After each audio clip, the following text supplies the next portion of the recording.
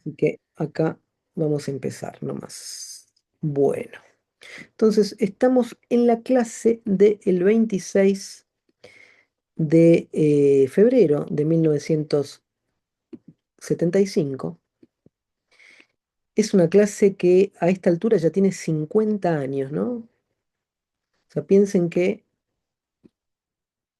eh, han pasado 50 años y sigue vigente al día de hoy, porque justamente lo que nosotros vamos a ver hoy es un poquito esto, ¿no? La morfología de los saberes y poderes, porque justamente eso es donde vamos a estar, es decir, vamos a entrar en el punto metodológico central en Foucault, es decir, eh, una, eh, todo lo que tiene que ver con la clase del 26 de febrero, lo que va a marcar es la necesidad de abandonar el análisis del poder en términos de ideología, ¿sí? Y pasar a un análisis del poder en términos de dispositivo.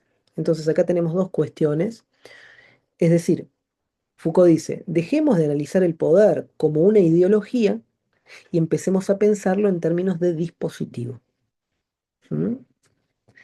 Eh, y esta distinción, que es mucho más que un simple, podríamos decir, detalle técnico, porque de alguna manera organiza todo el campo de estudio en el que se va a mover Michel Foucault cuando empieza a hablar de la sexualidad justamente. Es decir, de la sexualidad por un lado, pero también de la confesión y de la degeneración. ¿Mm?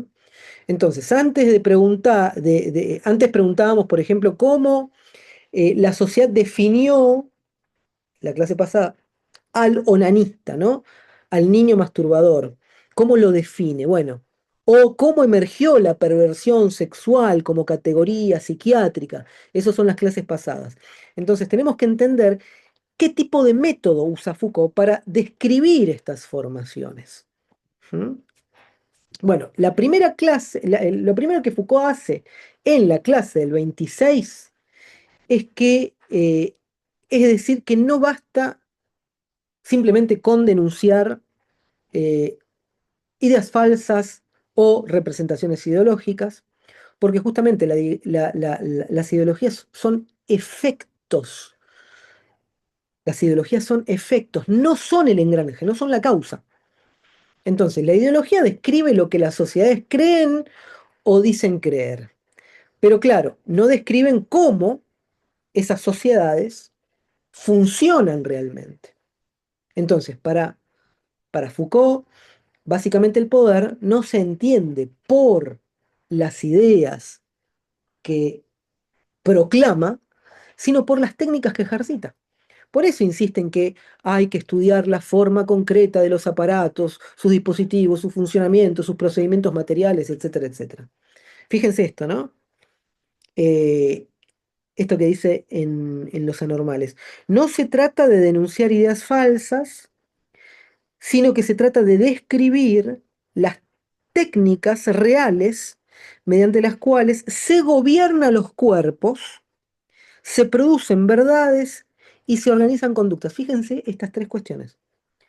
¿Cómo se gobiernan los cuerpos? ¿Cómo se produce verdad?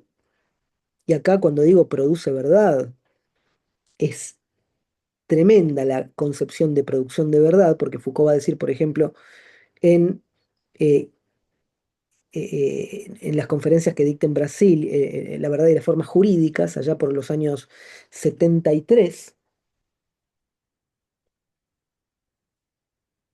citando a Nietzsche, que se los voy a citar yo de paso, a ver si lo encuentro. Eh, bueno, no lo tengo acá a mano, el texto de Foucault, pero bueno, se los quería citar, a ver acá está. Fíjense esto, ¿no? Eh, Porque justamente está en relación con esta idea de producción, producen verdades, ¿sí? Producen verdades. Fíjense esta idea. Está citando un texto de Nietzsche de 1873, donde Nietzsche, esto va a ser revolucionario porque Nietzsche, pues recordemos, este texto, La verdad de las formas jurídicas, es de 1973. Paradójicamente, el texto base sobre el cual va a tomar su punto de partida Nietzsche va a tener 100 años, Foucault va a tener 100 años, y dice esto. En algún punto perdido del universo, cuyo resplandor se extiende a innumerables sistemas solares, hubo una vez un astro en el que unos animales inteligentes inventaron el conocimiento. Inventaron el conocimiento. Fue aquel el instante más mentiroso y arrogante de la historia universal. Es decir, cuando acá Foucault dice que la idea es describir las técnicas reales mediante las cuales se gobiernan los cuerpos y se producen verdades, producción de verdad es lo mismo que invención de conocimiento. El conocimiento se inventa, el conocimiento se produce. Entonces, la invención apunta a cómo el conocimiento acontece a partir de la invención, y él dice, esa invención tiene que ver con, más adelante, ¿no? Con oscuras relaciones de poder. Lo dice más adelante, Foucault dice, para Nietzsche la invención es por una parte una ruptura y por otro algo que posee un comienzo pequeño, bajo, mezquino, inconfesable. Este es el punto crucial del Erfindung. Erfindung en alemán significa invención y va a estar en contraposición a otra palabrita que va a ser la noción de eh, Ursprung, ahí está, Ursprung. Ursprung significa origen. Entonces Foucault nos está diciendo cuál es el origen del conocimiento. No dice, el conocimiento se originó en el ser humano, en su capacidad de pensar, en que es un ser inteligente. No, dice, los seres inteligentes inventan el conocimiento. Entonces dice, este es el punto crucial de Erfindung, es decir, la invención, porque fue debido a oscuras relaciones de poder, entre otras cosas, que se inventó la poesía, la religión y la ciencia. El conocimiento fue, por lo tanto, inventado. Decir que fue inventado es decir que no tuvo origen, o lo que es lo mismo y de manera más precisa aún, que parezca paradójico, que el conocimiento no está en absoluto inscrito en la naturaleza humana. Es una invención. ¿Mm? Una invención. Juan, anotate la pregunta, por favor, y al final ahí vamos a abordar, porque yo ya me conozco y tengo la muy mala costumbre de agarrar colectora e irme para otra zona, ¿viste? Y después volver me cuesta un montón. Entonces, para evitarme eso, anotátelo y al final ahí disgregamos y charlamos lo que queramos. Bien, entonces releo este párrafo. No se trata de denunciar para Foucault ideas falsas, sino de describir las técnicas reales mediante las cuales se gobiernan los cuerpos, se producen verdades y se organizan las conductas. ¿Por qué? Porque las conductas también se organizan. Es decir, cuando habla de gobernar los cuerpos, ¿se refiere a qué? A el poder. Cuando dice se producen verdades, se refiere al saber, y cuando dice se organizan las conductas, ¿a qué se refiere? Se está refiriendo a la subjetivación, a la producción de individualidades, a la producción de subjetividades. ¿Mm? Bueno, entonces, esta frase va a sintetizar todo el desplazamiento metodológico, porque Foucault nos pide dejar de mirar las ideas para empezar a mirar procedimientos. Es decir, Foucault no está preguntando qué piensa la sociedad sobre la sexualidad. Lo que está preguntando es qué hace la sociedad con la sexualidad, cuáles son los procedimientos. ¿Sí? Es decir, no pregunta qué discursos justifican, ¿sí?, la potencia, el poder, sino cómo el poder actúa como una tecnología de producción de verdad. Entonces, la clave está justamente acá en el verbo de escribir, porque justamente el método Foucaultiano tiene que ver con el acto de describir, no de interpretar, no de traducir, no de denunciar, de escribir. Describir la forma concreta en la que estas prácticas comparecen. Entonces, cuando Foucault dice que, cuando habla de gobernar los cuerpos, ¿a qué apunta? Bueno, apunta a un tipo de poder que no opera por prohibición abstracta. Entonces, ¿cómo opera? Opera por regulación minuciosa de gestos, regulación minuciosa de hábitos, de ritmo, intensidades. Entonces, la ideología, ¿cómo trabaja? Trabaja por imágenes, ¿sí? Con imágenes. Pero claro, los dispositivos trabajan con los cuerpos. Entonces, cuando dice producción de verdades o producir verdades, obviamente no se refiere a descubrir la verdad en un sentido metafísico, porque cuando yo digo inventar la verdad, lo que digo es la verdad no estaba en ningún lugar antes de que yo la invente. Ahora, cuando yo digo descubrí la verdad ya estaba ahí, solo que yo no la conocía. Entonces Foucault no dice cómo se descubre la verdad, no, dice cómo se inventa la verdad. ¿Mm? Bueno, más adelante, eh, un dato importante, ¿no? Porque justamente, como no se refiere al descubrimiento de la verdad en sentido metafísico, entonces ¿a qué se está refiriendo? Bueno, se está refiriendo a la verdad como procedimiento que obliga al sujeto a decir la verdad sobre sí mismo. ¿Y cuáles son los dispositivos que obligan al individuo a decir la verdad sobre sí mismo? Primeramente, él va a abordar la cuestión del concilio de Letrán, ya lo vamos a ver, es la confesión. La confesión religiosa va a ser el dispositivo base sobre el cual se va a construir para Foucault el poder y la producción de verdad. ¿Por qué? Porque justamente va a retomar este punto, ¿no? Es decir, la verdad no es algo que existe en el interior del sujeto y debe ser descubierta, sino que es algo que funciona como un dispositivo que le exige producir verdad. Y esto es importante subrayarlo, porque esta definición del poder como técnica, eh, y no como ideología, implica un cambio completo de marco teórico. ¿Por qué? Porque Foucault no busca detrás de las instituciones un discurso oculto que revelaría su ideología dominante.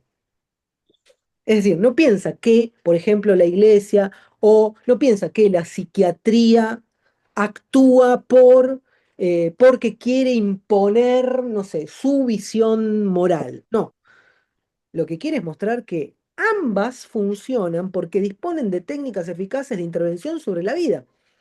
Entonces, la ideología, en todo caso, ¿qué va a hacer?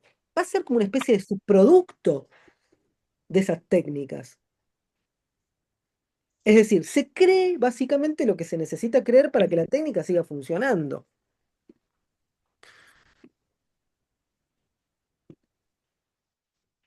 Bien, vamos a...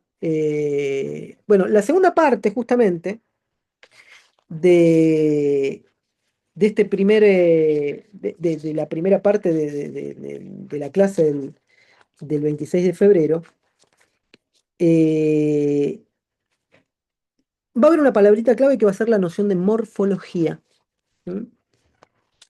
Que de hecho Foucault la va a introducir explícitamente.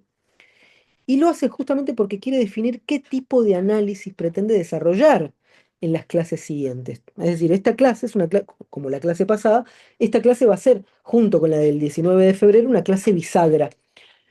Denme un momento que me estoy quedando sin batería.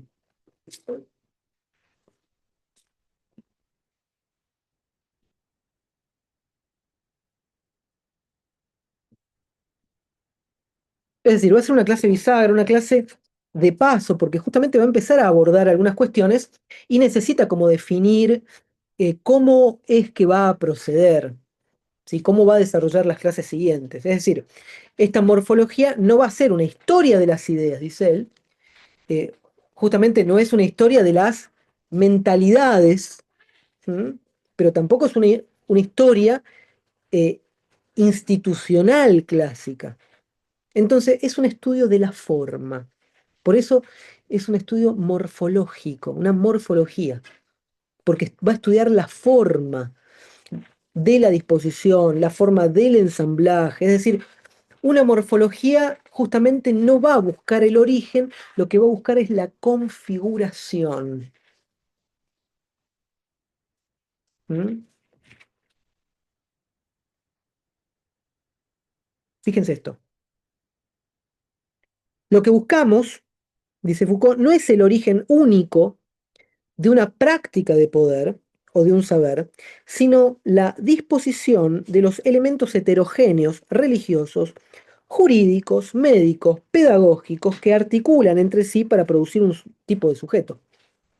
Es decir, ¿cómo se articulan estos elementos heterogéneos que son la religión, la ley, la medicina y la pedagogía para a partir, vamos a hacer un esquemita así muy rápido y muy rudimentario, así bien didáctico, porque tenemos, él dice, tenemos la religión, tenemos, ¿qué más tenemos? Dice, tenemos la ley y la jurisprudencia, ¿no? La ley. Tenemos por otro lado la medicina, con los asilos, con el saber psiquiátrico, y tenemos la pedagogía que incluye la escuela, la universidad, entonces, la religión, bueno, incluye las diferentes religiones estatales y no estatales, por otro lado tenemos la ley, es decir, cómo opera el sistema jurídico, la medicina, tanto la medicina psiquiátrica específicamente como la medicina en general, como productora de saber, y la pedagogía como el saber escolar, el saber orientado a la conducción del niño. Entonces dice, cuatro, estos cuatro dispositivos, cuando se conectan entre sí, acá en el medio, ¿qué forjaron? Sujeto. Entonces, ¿nosotros qué somos? Somos este puntito. ¿Cómo se conforma el sujeto moderno? Se conforma en la configuración entre saberes y poderes que se entrecruzan entre estos dispositivos. ¿Esto qué implica? Que vos no sos así, porque te educaron así. No, no, la educación es una de las fases. Porque esta educación se sostiene en un saber psiquiátrico médico, porque esta pedagogía se sostiene en una religión, porque esta religión se sostiene en una ley, pero además la pedagogía se sostiene en una ley, y la medicina también se sostiene en una ley, y la ley se sostiene en un saber médico.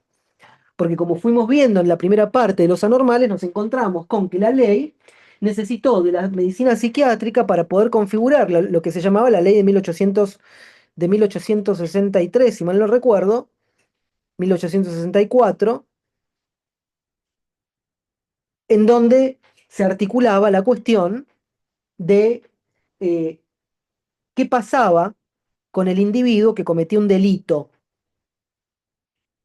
Entonces, para que la ley lo pueda encarcelar, tenía que estar seguro de que el tipo no estaba loco. ¿Y cómo sabemos si estaba loco o no estaba loco? Y tenía que venir el médico a chequearlo. Entonces, lo primero que hace la justicia para saber si una persona es digna de castigo es primero saber si está de acuerdo. Si está de acuerdo es castigo. Pero ¿qué pasaba si la medicina dice, no, el tipo está loco?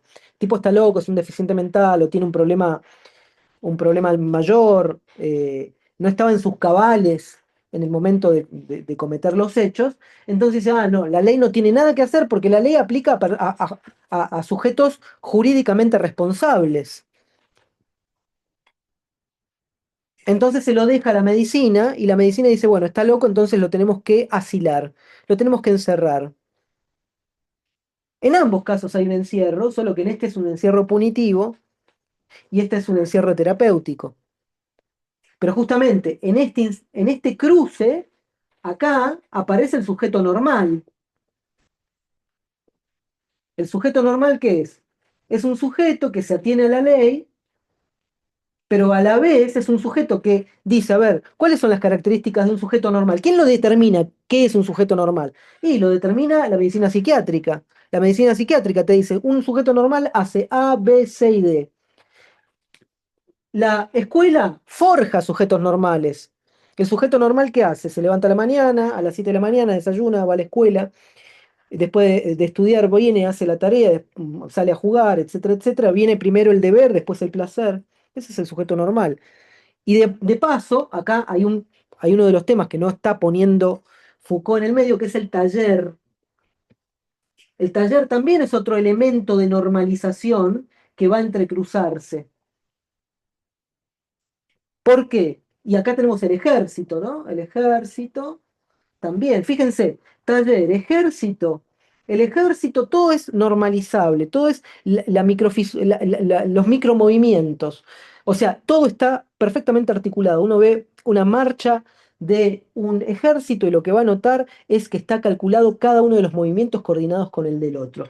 En el taller, toda la teoría tayloriana que va a aparecer en la modernidad, donde hay una economía de movimientos y de tiempos. ¿Mm? Bueno, ahí está lo que exactamente, Walter, lo que tiene que ver con la microfísica del poder, ¿no?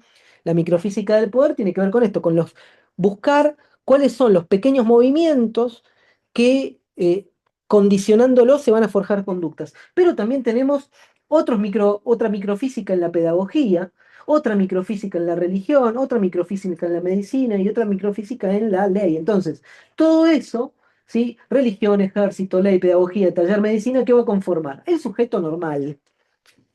Vos te considerás normal y si te considerás normal es porque estás condicionado por todo esto. ¿Cuál es el sujeto anormal? Y el sujeto anormal es el que no aprende en la pedagogía. El sujeto anormal es el que no puede insertarse en una secuencia de horarios y que no tiene un trabajo fijo, que está vagando por ahí. Ese es el sujeto anormal. ¿Cuál es el otro sujeto anormal? Y aquel que no piensa, por ejemplo, de la misma forma que piensa normalmente, es decir, un sujeto excesivamente creativo puede ser considerado un loco. ¿Por qué? Porque justamente no se atiene a ciertos cánones. El sujeto que piensa que escucha a Dios a la noche, que lo está llamando, entonces es un sujeto anormal porque no se atiene a las condiciones de la religión habitual, que es la religión quizás del Estado. Y el sujeto anormal también es el que transgrede de alguna forma la ley.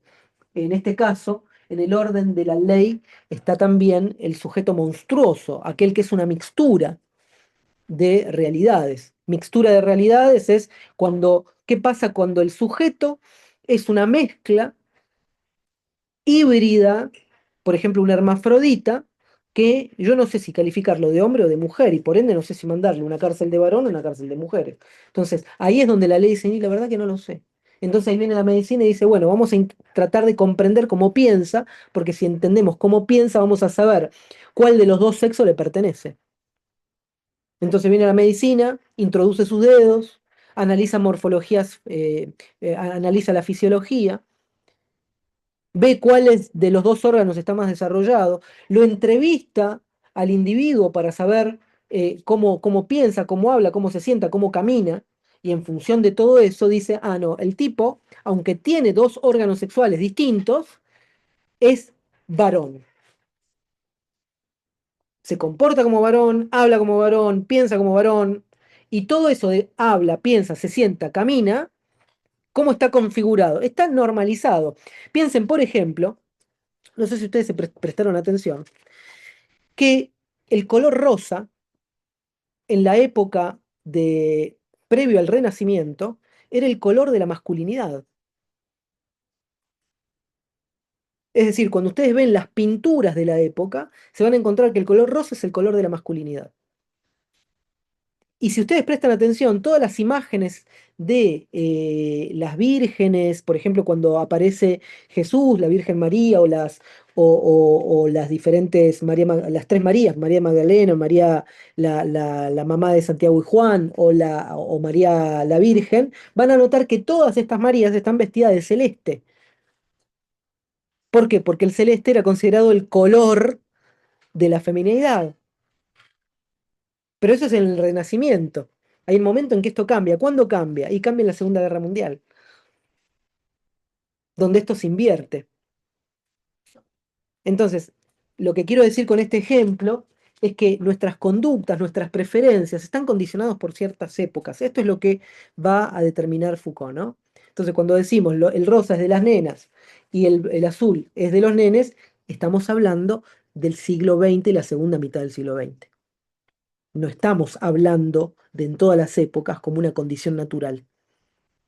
¿Mm? Entonces ahí tenemos la producción de un sujeto. Bueno, entonces, releo la cita. Lo que buscamos no es el origen único de una práctica de poder o de un saber, sino la disposición de los elementos heterogéneos, religiosos, jurídicos, médicos, pedagógicos. Podríamos agregar el taller y el ejército, que se articulan entre sí para producir un tipo de sujeto. Bueno, eh, cuando uno estudia la historia de la sexualidad, necesita hacerse una pregunta, y es, ¿dónde empezó todo? Es decir, esa es la pregunta que uno tiende, ¿no? ¿Dónde empezó todo? Entonces, ahí la otra pregunta es, ¿cuál fue la primera institución que quiso controlar el deseo? ¿Fue la iglesia? ¿Fue la medicina? ¿Fue la familia? Entonces, ¿cómo se controló el deseo? ¿Quién controlaba el deseo? ¿Qué institución lo hacía? Bueno, esta es la pregunta que se hace Foucault. Pero claro, él no nos dice que esa pregunta, ¿sí?, es metodológicamente incorrecta. No hay que preguntarse cuál fue la primera institución que controló el deseo. ¿Por qué? Porque no existe un origen único. Entonces, ¿qué existe? Existe una red, como esta, ¿no? Fíjense cómo se conforma una red. Es una red de prácticas que se articulan y producen un efecto común. Y ese efecto es justamente la configuración del sujeto sexual, del sujeto deseante, del sujeto que debe decir la verdad sobre su propio cuerpo. Entonces, por eso Foucault habla de elementos heterogéneos, ¿sí? Cuando habla de la religión, etcétera, etcétera, ¿no?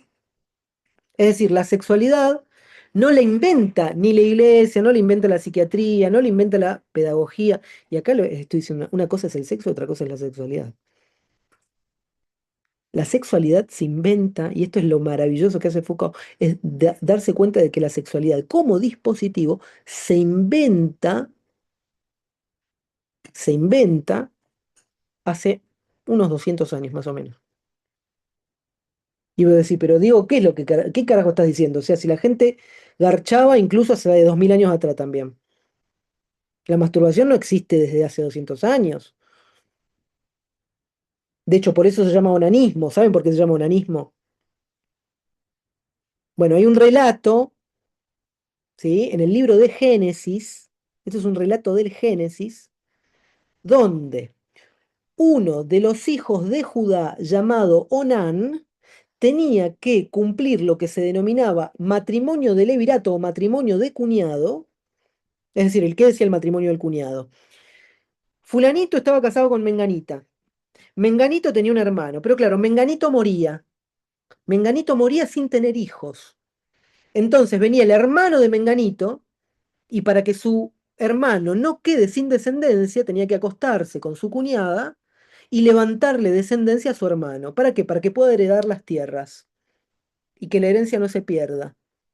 Eso se llama matrimonio del cuñado. Pero claro, estaba este sujeto Onán, cuyo hermano había muerto, y no quería levantarle, por diferentes razones, descendencia a su hermano. Entonces, ¿qué hace?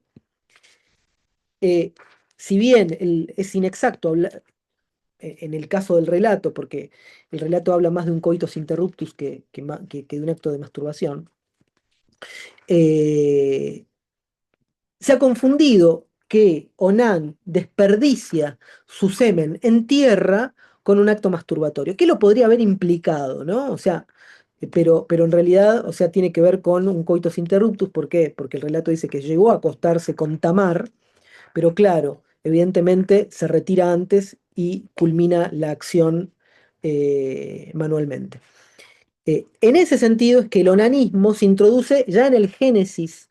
O sea, la noción de masturbación ya aparece en el Génesis. Entonces, por eso digo, pará, Diego, ¿por qué sexualidad, dice Foucault, que se inventa en el siglo XVII y XVIII?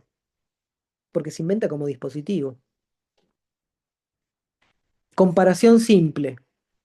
Antes de que Newton eh, decretara la ley de gravedad, o sea, dijese que existe una ley que se llama ley de gravedad, ¿la gente volaba por el aire? No. La gente también, si se tiraba a algún lado, caía. Lo que pasa es que no estaba formulada la ley.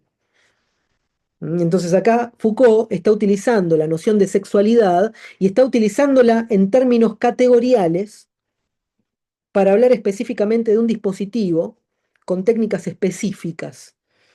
¿Mm? Entonces, por eso repito, la sexualidad no la inventa ni la iglesia, ni la psiquiatría, ni la pedagogía. Entonces, lo que ocurre es que cada una de estas instituciones pone en funcionamiento técnicas específicas, confesión, la religión, el examen, la medicina, el archivo, ¿sí? Y la vigilancia, que cuando se empiezan a articular la confesión, el examen, el archivo y la vigilancia, producen un dominio nuevo. Y ese dominio va a ser la sexualidad como campo de saber. Y ahí aparece la morfología. ¿Por qué? Porque la morfología permite ver ese ensamblaje sin reducir un principio unificador. Nela, te dejo para el final, anotate la pregunta, por favor.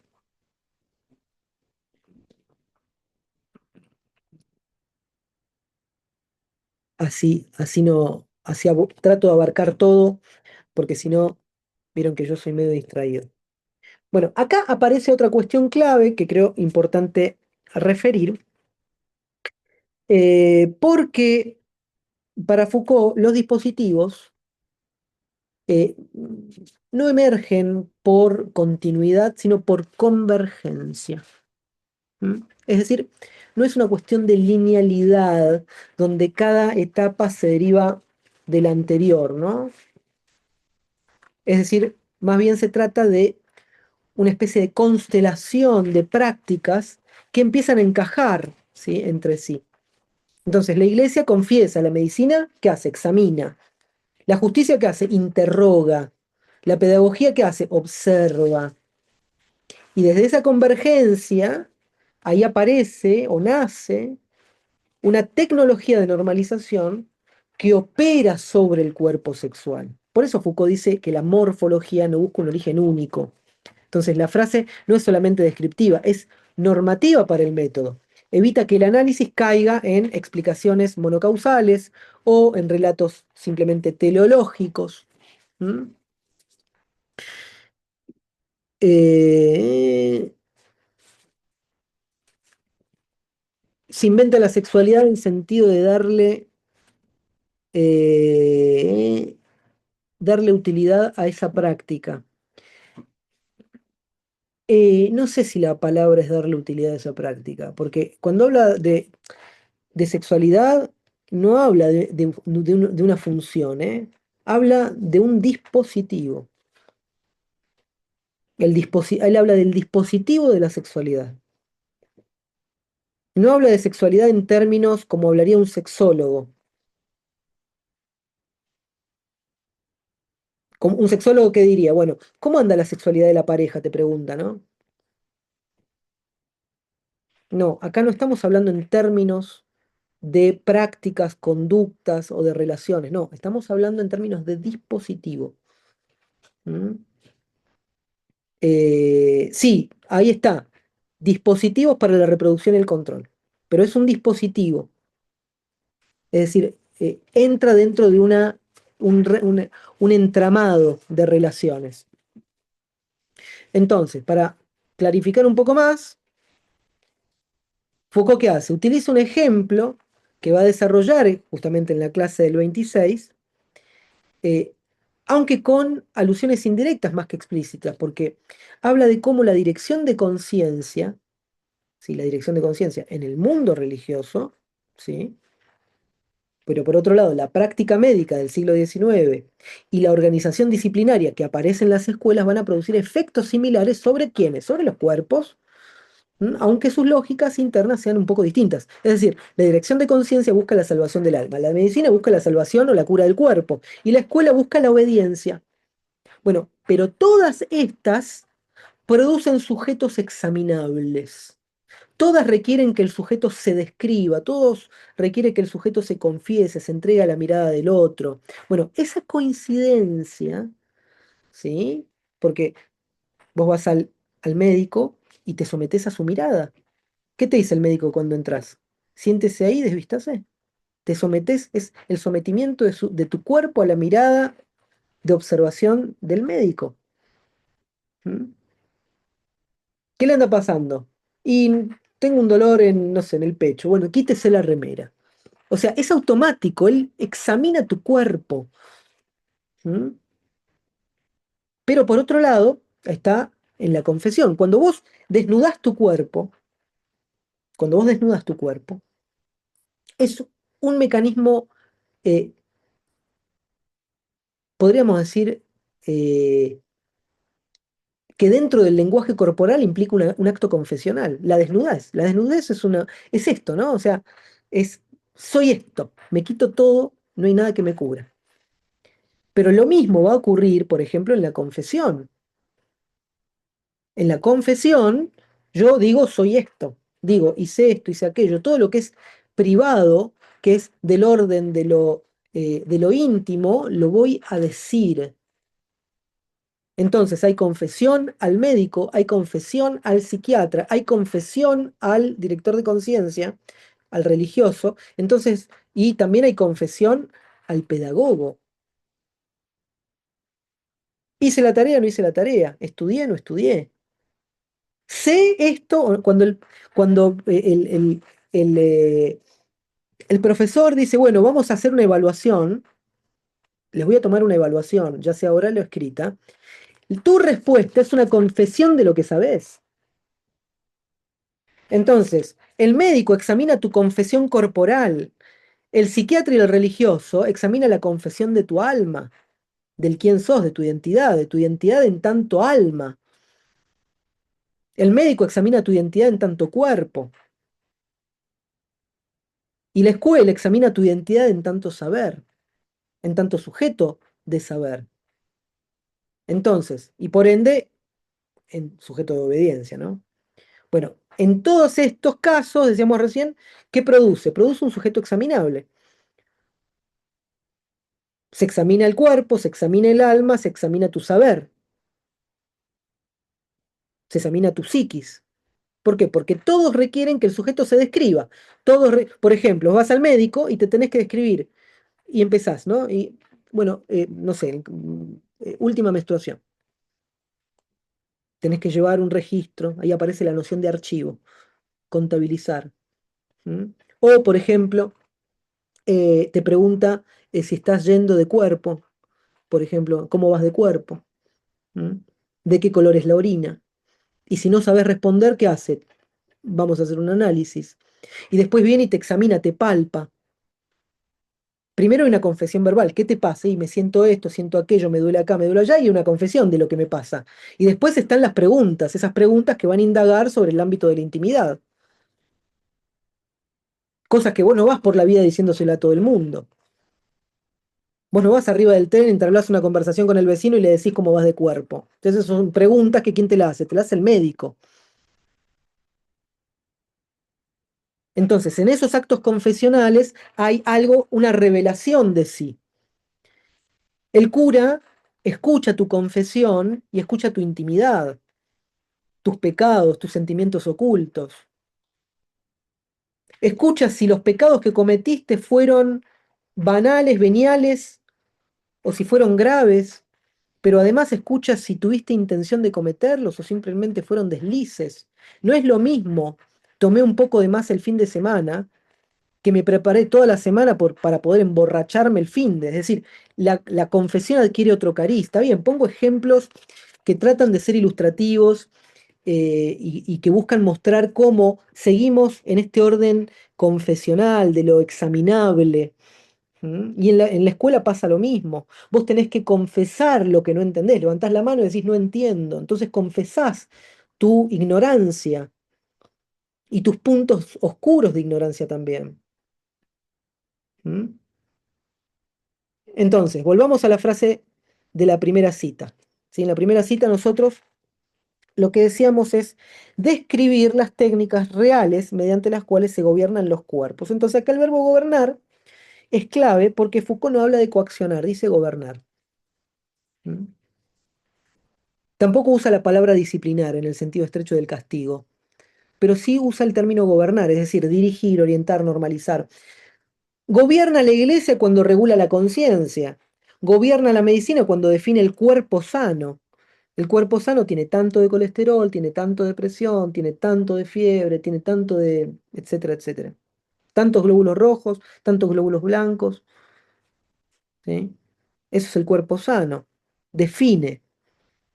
Gobierna la justicia cuando produce la verdad legal sobre el acusado. cometió o no cometió el delito. Bueno, en todos estos casos el poder funciona no reprimiendo, sino organizando. Bueno, justamente esta concepción del poder como gobierno más tarde va a dar como resultado un término que Foucault va a utilizar y que va a preferir a el término eh, biopoder, ¿sí? Primeramente va a hablar de biopoder y después va a hablar de gubernamentalidad. ¿Mm? ¿Por qué? Porque acá ya aparece como germen la noción de gubernamentalidad. Pero lo que ahora va a importar es que justamente la sexualidad se va a volver el punto de encuentro de todas esas formas de gobierno. ¿Por qué? Porque es el espacio donde se cruza el cuerpo, donde se cruza el alma, donde se cruza la moral, la herencia, la salud, la reproducción, se cruza todo ahí, en la sexualidad. Entonces, para entender cómo se forma ese cruce, necesitamos primero comprender cómo funciona esta morfología de saberes y poderes. Por eso Foucault insiste en que su método no es fenomenológico ni es estructuralista. En todo caso, podríamos decir que es post-estructuralista, si queremos, ¿no?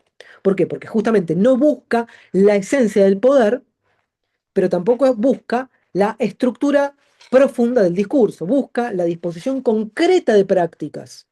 Entonces, la morfología es descriptiva antes que interpretativa. Y es política antes que epistemológica. ¿Mm? ¿Por qué? Porque describe cómo se ejerce el poder, no cómo se legitima el poder. Si el foco fuese cómo se legitima el poder, entonces el enfoque sería epistemológico. Pero acá la cuestión es describir cómo se ejerce, entonces no es epistemológico, sino político. Por eso Foucault puede llegar a afirmar que no hay que denunciar ideas falsas, como decíamos en la primera cita, porque justamente la ideología nunca fue su problema, no le importa la ideología. Lo que le importa es, son los mecanismos. ¿Mm? Entonces, cuando Foucault habla de mapa de articulaciones, utiliza una imagen que es cartográfica, ¿sí? Como esta que yo acabo de describir, esto es una cartografía del poder. ¿Por qué? Porque el poder no es una jerarquía piramidal, como sí sucedía 500 años atrás, que era una jerarquía piramidal, que estaba concentrada en una cúspide, que era el monarca. Ya pasada la época clásica, él va a decir, hay un desmembramiento, el desmembramiento de Damiens es también el desmembramiento del poder. Cuando a Damiens, en Vigilar y Castigar, lo cortan en pedazos, tiran su torso todavía vivo sobre el fuego y agarran las cenizas y las tiran al viento, Foucault no lo dice explícitamente, pero eso es lo que va a pasar en la época clásica con el poder. Por eso es micro, como las cenizas volando. El poder se vuelve las cenizas de Damien volando. Todo el poder que estaba centralizado en el cuerpo de Damien, ese poder se va a desmembrar como el cuerpo de Damien, y lo que va a ocurrir ahora es que se va a volver ceniza. El poder empieza a ser respirado de la misma forma que las cenizas de Damien, cuando viene un viento, empiezan a volar por ahí, y la gente que pasaba por ahí podía respirar esas cenizas sin darse cuenta, hoy el poder se cuela por los intersticios más finos de nuestros cuerpos, de nuestras mentes, está pulverizado. Por eso, el caso Damiens es el caso emblemático de cómo el poder se distribuye en la época clásica y cómo ahora el biopoder o la gubernamentalidad adquiere esta noción de normatividad donde se gobiernan, o mejor dicho, como el poder se disemina, si yo ahora respiro ese poder, entonces ya el poder no viene de afuera, el poder está dentro mío, está internalizado. Y si está internalizado, entonces ya no necesito que alguien ejerza poder sobre mí. Entonces, ¿qué hago? Yo ejerzo poder sobre mí. Entonces, cuando yo digo, soy un sujeto normal porque voy a trabajar, me levanto temprano, voy, hago lo que tengo que hacer, eso es el sujeto normal. ¿Dónde lo aprendimos? Y lo respiramos. Respiramos las cenizas destruidas del poder monárquico, del poder del control, del poder centralizado. Y ahora tenemos un poder disciplinario. Entonces hemos internalizado la disciplina de la misma forma que un transeúnte que pasaba por la pira donde se estaba quemando el cuerpo de Damiens podía aspirar, ¿sí?, las cenizas del pobre Damiens. ¿Mm? Si con esta metáfora no les queda el tema de cómo se internaliza el poder, no sé, pero esta es la forma más didáctica que he encontrado utilizando. Damiens sigue vivo entre nosotros, básicamente. Bueno, creo que no se lo van a olvidar más, esto de respirar las cenizas de Damiens. Pobre Damiens, no lo dejamos descansar en paz hasta el día de hoy, lo seguimos torturando hasta nuestros días. Increíble. Él nunca se enteró de todo lo de que gracias a él estamos comprendiendo cómo funciona el poder. ¿Mm? Nunca subestimes un desmembramiento. ¿Mm? Ok, bueno, entonces, eh, bueno, eh, les decía que, bueno, a ver que me perdí. Ah, cierto, mapa de articulaciones.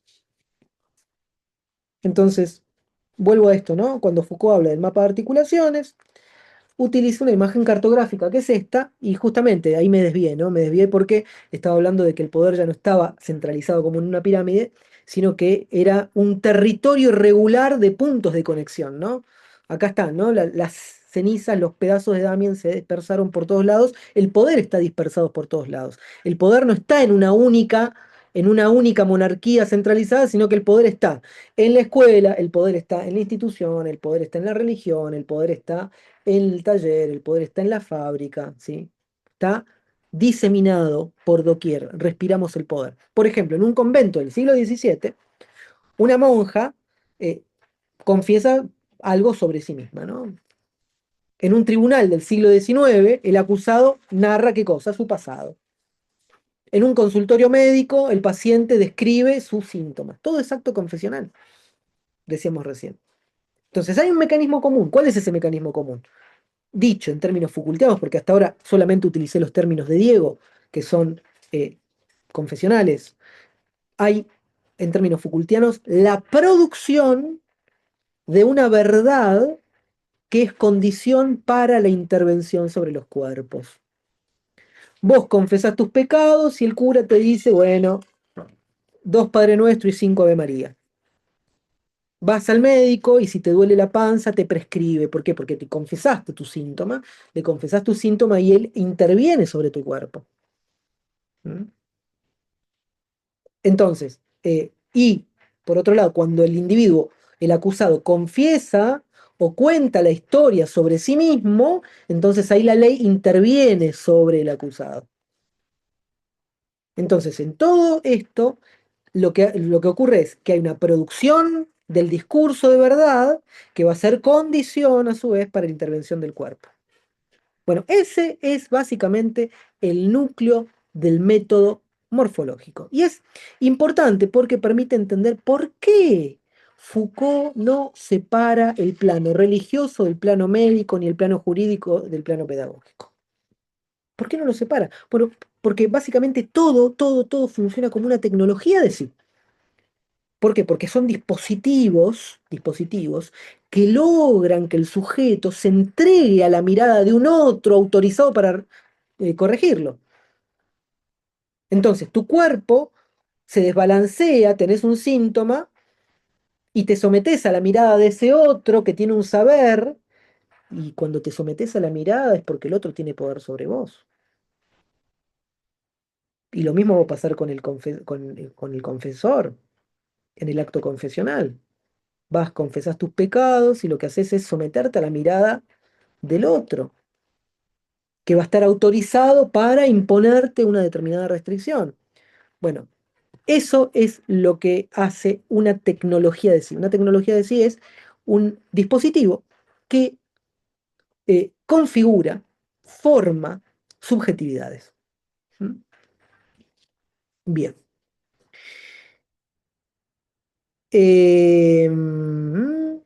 El poder pastoral, vamos al poder pastoral. ¿Sí? Vamos a eso, porque eso va a ser eh, gran parte del desarrollo que va a hacer Foucault con respecto a el tema de cómo va a estructurar la noción de confesión como dispositivo de poder, ¿no? Y cómo se va a valer de esa morfología. Entonces, vamos a concentrarnos en este punto, ¿no? El modo en que el poder pastoral, en este caso cristiano, especialmente entre los siglos XVI y XVII, va a instaurar una técnica minuciosa de vigilancia sobre el cuerpo y vigilancia sobre el alma. Una vigilancia que más tarde va a ser heredada por la medicina del siglo XIX, básicamente. Entonces, ¿qué hace Foucault? Foucault lo que quiere es mostrar que la sexualidad no se convierte en problema médico por generación espontánea. Y ojo, tampoco es por curiosidad científica. Entonces, ¿cómo hace? Bueno, se convierte en un problema porque antes fue objeto de una tecnología espiritual de vigilancia, que es el dispositivo de la dirección de conciencia. Entonces, la medicina, cuando ya aparece ahí en el siglo XIX como saber de la generación y la herencia, hereda una estructura pastoral, que es la técnica de hacer hablar, la técnica de hacer examinar, la técnica de hacer clasificar y la técnica de hacer corregir. ¿Qué cosa? Los cuerpos. Entonces el médico reemplaza al confesor, pero aunque lo reemplaza, ¿sí? Va a conservar sus estructuras fundamentales. ¿Mm? Bueno, justamente esta fina continuidad técnica va a explicar por qué la sexualidad se transformó de modo tan pero tan natural en un campo médico. ¿Mm? Porque justamente ya estaba preparada por siglos de interrogación espiritual. Vamos a entender, tratar de entender este proceso porque Foucault comienza repasando el funcionamiento concreto de la dirección de conciencia. De hecho, en los conventos femeninos del siglo XVII, fíjense hasta dónde se va Foucault, hasta los conventos femeninos del siglo XVII, eh, obviamente en menor medida quizás en las órdenes masculinas, se practicaba una vigilancia, si no era absoluta, era casi absoluta, sobre la vida cotidiana.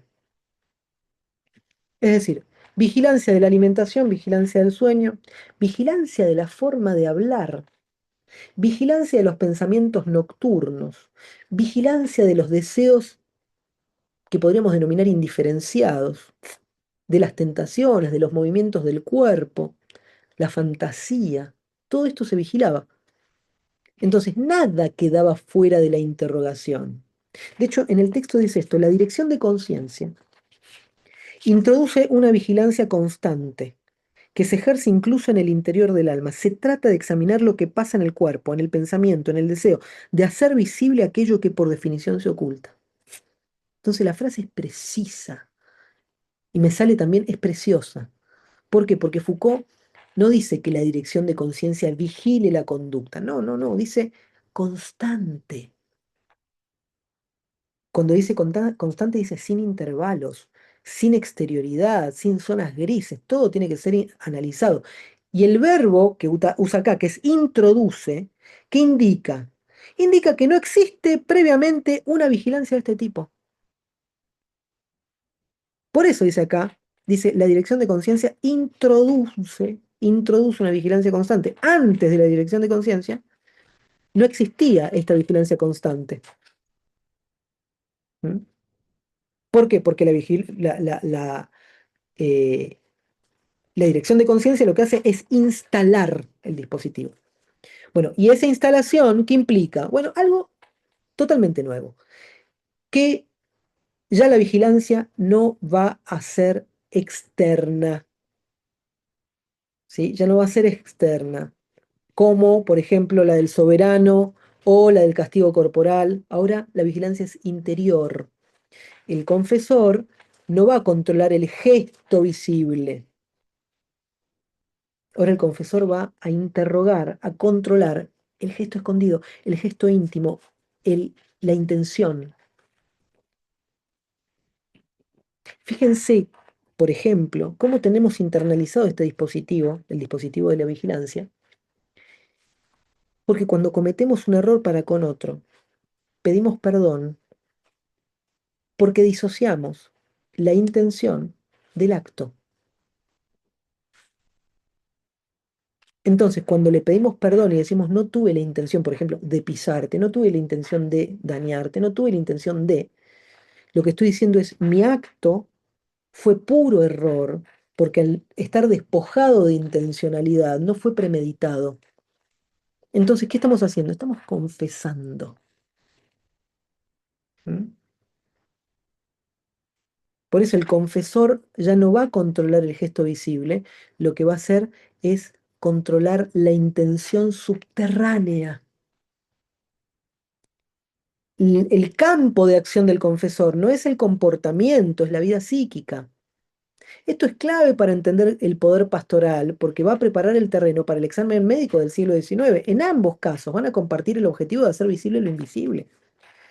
Bueno, y el segundo sintagma, esto que dice acá, ¿no? El segundo sintagma es incluso en el interior del alma, de esa frase, ¿no? Dice la dirección de conciencia introduce una vigilancia constante, por un lado, pero que se ejerce incluso en el interior del alma, segundo sintagma, eh, porque Foucault eh, no está hablando de alma en un sentido teológico, está hablando de alma en sentido técnico. El alma acá es el lugar donde se registran los deseos, las voluntades, donde están las resistencias, donde están las vacilaciones. Es decir, la dirección espiritual no se contenta con corregir actos, quiere corregir la intencionalidad. Quiere saber, básicamente, literalmente, qué quiere el sujeto, qué puede querer, qué teme querer. Entonces, la confesión no se limita a declarar un pecado, exige la descripción de la tentación, su duración, su intensidad, su recurrencia. ¿Cuántas veces lo hiciste? ¿Tuviste pensamientos impuros? ¿Cuántas veces lo pensaste? ¿Tenías el deseo de hacerlo? Eso es la confesión. No es solamente cometí tal acto, es todo lo que conlleva al acto. ¿Mm? Entonces, ¿qué exige esto? Una declaración sobre la voluntad, si el sujeto quiso o no quiso ceder a la tentación. Entonces, la vigilancia del alma refina el examen del cuerpo. Por eso Foucault dice que hay que hacer visible lo oculto. Y por eso esta frase es el principio técnico que va a ser luego heredado en gran medida por la medicina, que va a ser la idea de que el sujeto debe ser una superficie transparente del saber. La dirección de conciencia, perdón, la dirección espiritual,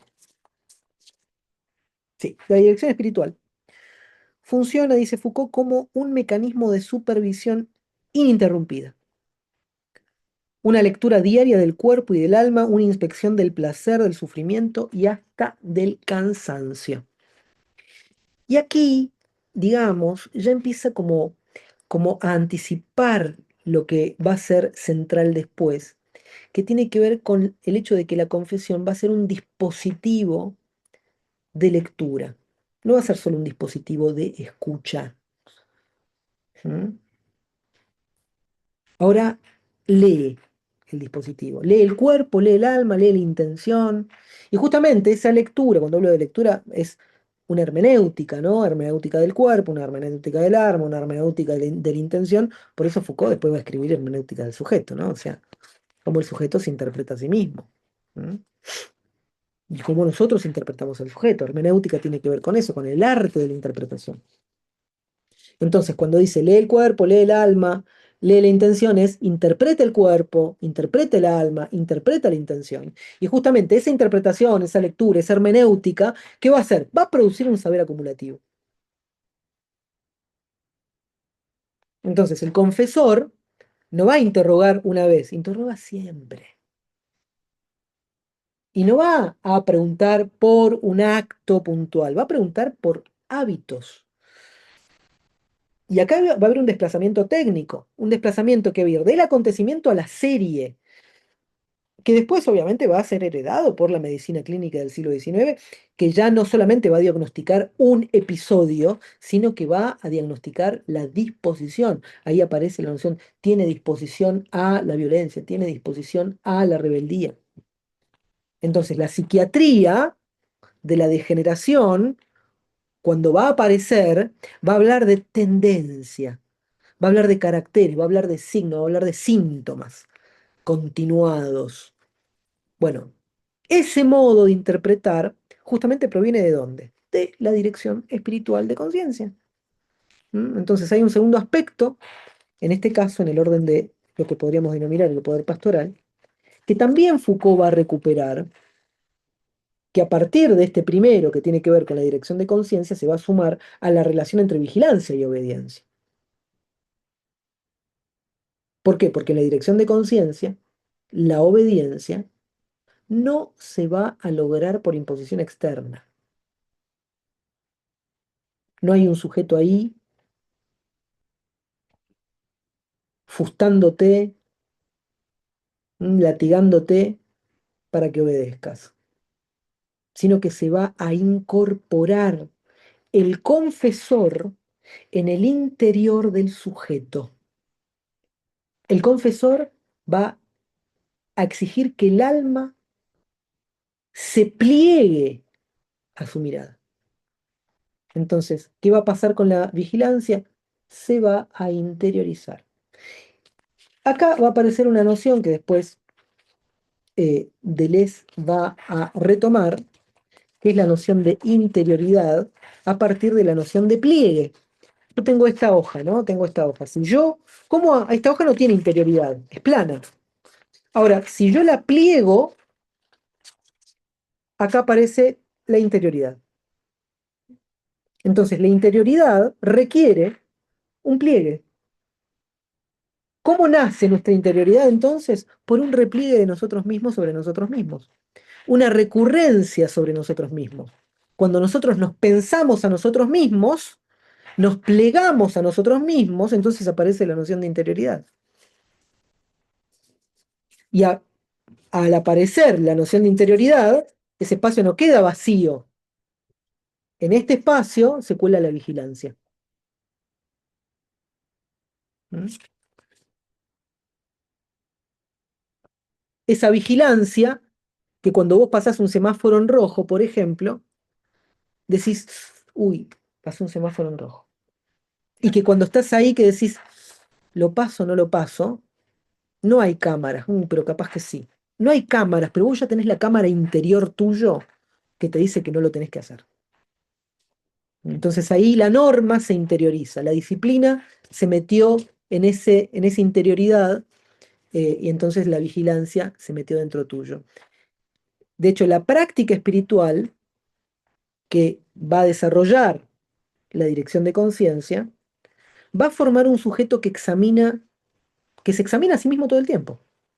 Eso es lo que Foucault quiere mostrar, ¿no? Que la dirección espiritual va a inventar un tipo de sujeto que se autovigila.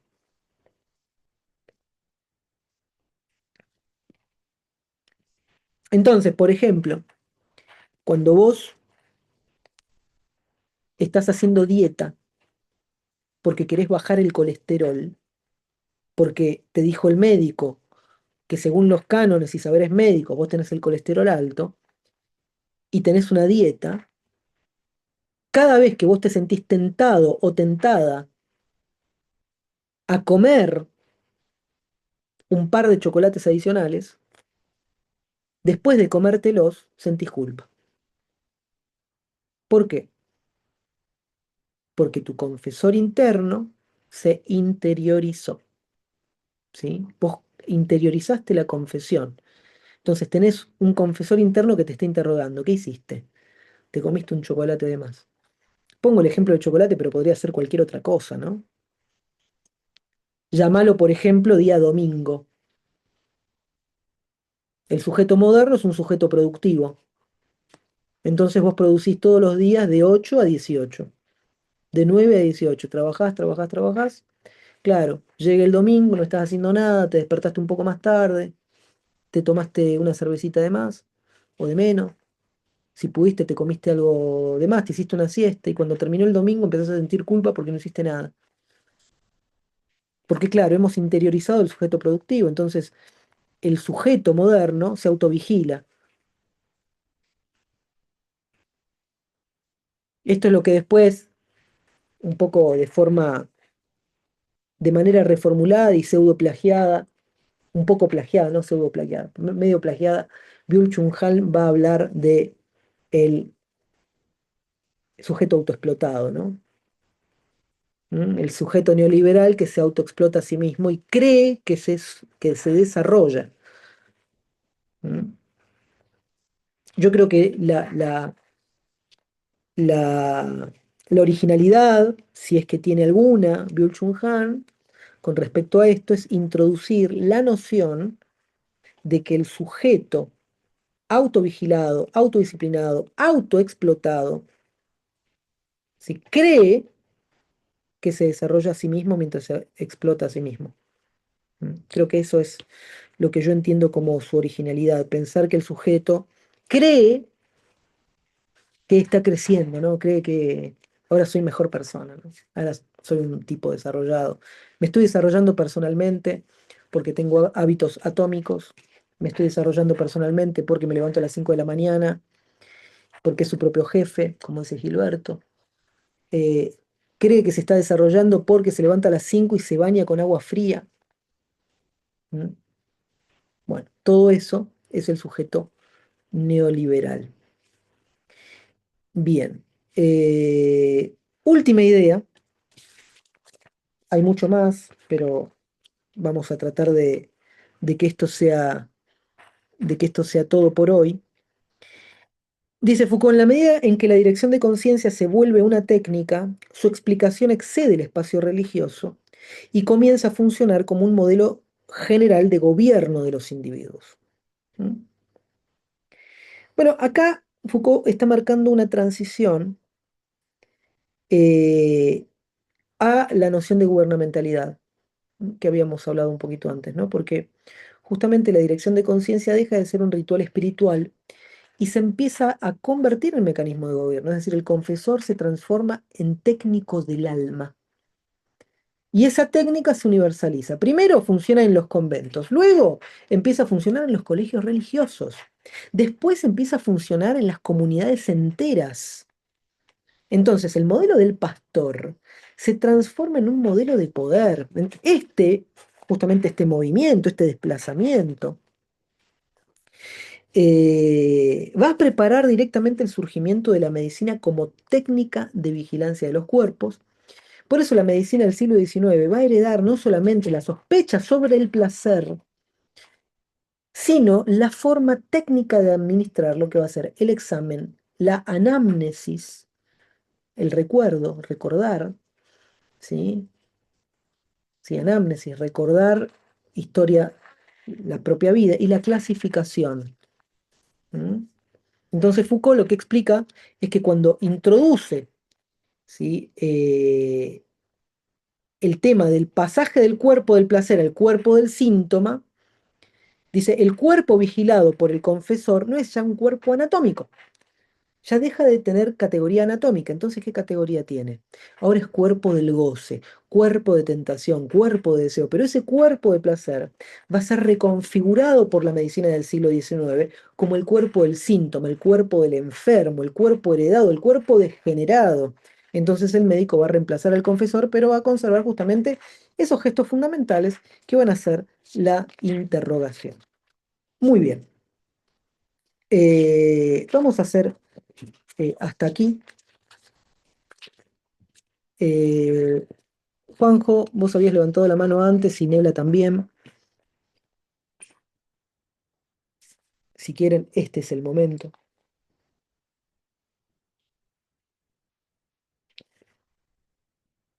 Hola, recién estaba por acá dando vueltas. No pasa nada, no pasa nada. Bueno, no, no, está buenísimo todo, la verdad que está muy claro todo, la verdad que Bueno, está buenísimo. No, no, la pregunta que tengo en realidad, porque yo no conozco a Foucault, ¿viste? O sea, lo que intenta hacer Foucault es una cosa o la otra. O sea, te pregunto, sí, intenta como impulsarnos a hacer una autocrítica o una crítica a todas estas invenciones de verdad que fuimos generando a lo largo de la historia, o quiere destruir o derribar. ni una ni la otra. Ah, está bien. Ni una ni la otra. Foucault describe. La descripción es su método, ¿sí? Por eso es un método morfológico, describe formas. Claro. Él lo que dice, yo lo que hago, esto lo dice lo decía, por ejemplo, en las clases del Collège de France, él hablaba de una caja de herramientas. Dice, yo les doy una caja de herramientas. La caja de herramientas es neutra. Yo te la doy. Acá tenés la caja de herramientas, tenés martillo, tenés esto, tenés aquello. Sí, Yo la utilizo para hacer crítica social. sí, sí, sí. Va a haber otro que la va a utilizar para otro tipo de... O sea, es materia prima del método que se quiere adicionar luego, ¿no? O sea, eso es lo que va a hacer Claro. Foucault.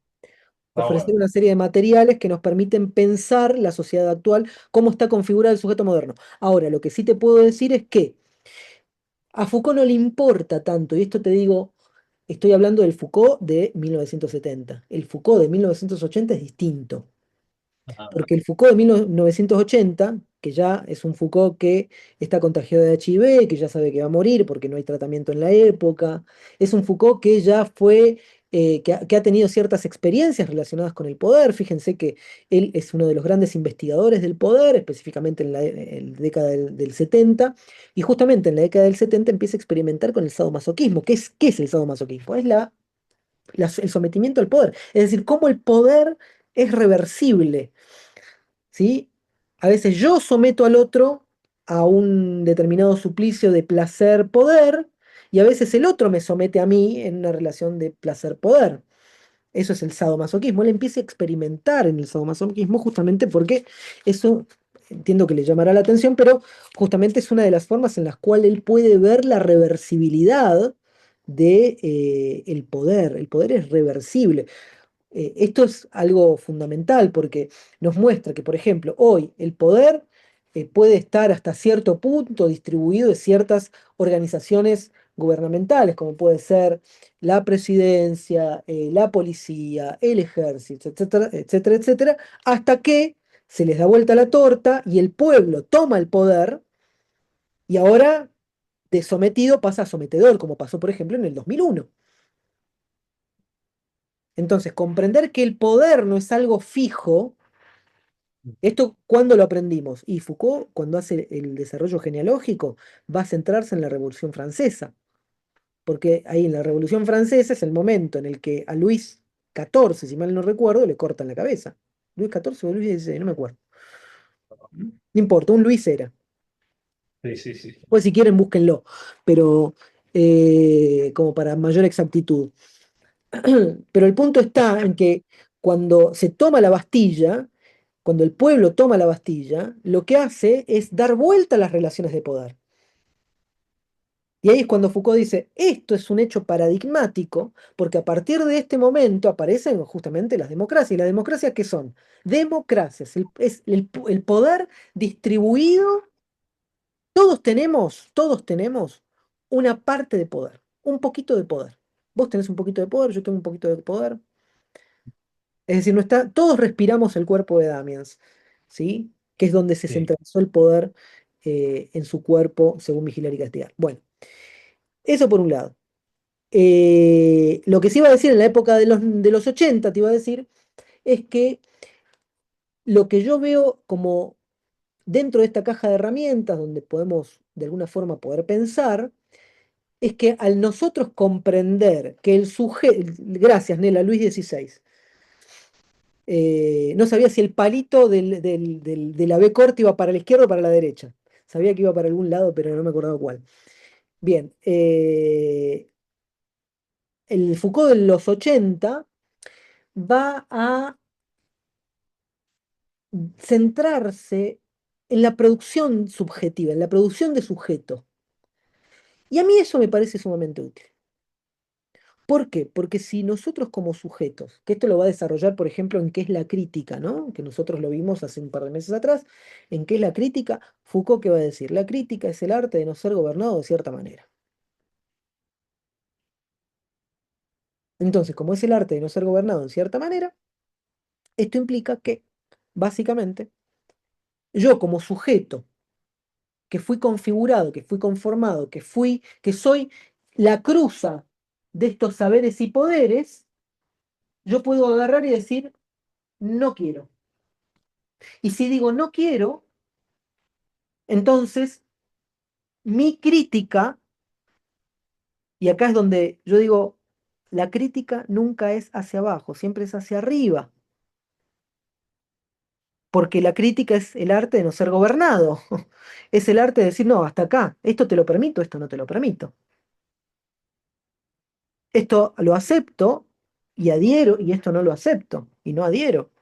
Entonces la crítica siempre es hacia un poder, que puede ser la religión, la ley, la pedagogía. No, no quiero ser enseñado de esta manera, no quiero ser explotado de esta manera, no quiero ser tratado de esta manera. Yo puedo elegir como sujeto qué tipo de tratamiento acepto y cuál no acepto. Yo quiero elegir hasta cierto punto, quiero poder ser dueño de qué tipo de trabajo puedo elegir. Y para eso necesito una pedagogía y para eso necesito una ley que me ampare. Es decir, cuando se quiere centrar, fíjense que cuando se quiere en una sociedad, ¿no? Como, como la sociedad neoliberal, cuando dice tenemos que achicar el Estado, ¿ustedes se dan cuenta de lo que está pidiendo? Cuando dicen quiero achicar el Estado, está diciendo quiero centralizar el poder. Porque justamente en un estado grande el poder está distribuido. En cambio, cuando dicen quiero achicar el estado, lo que está diciendo es quiero centralizar el poder. Es un eufemismo.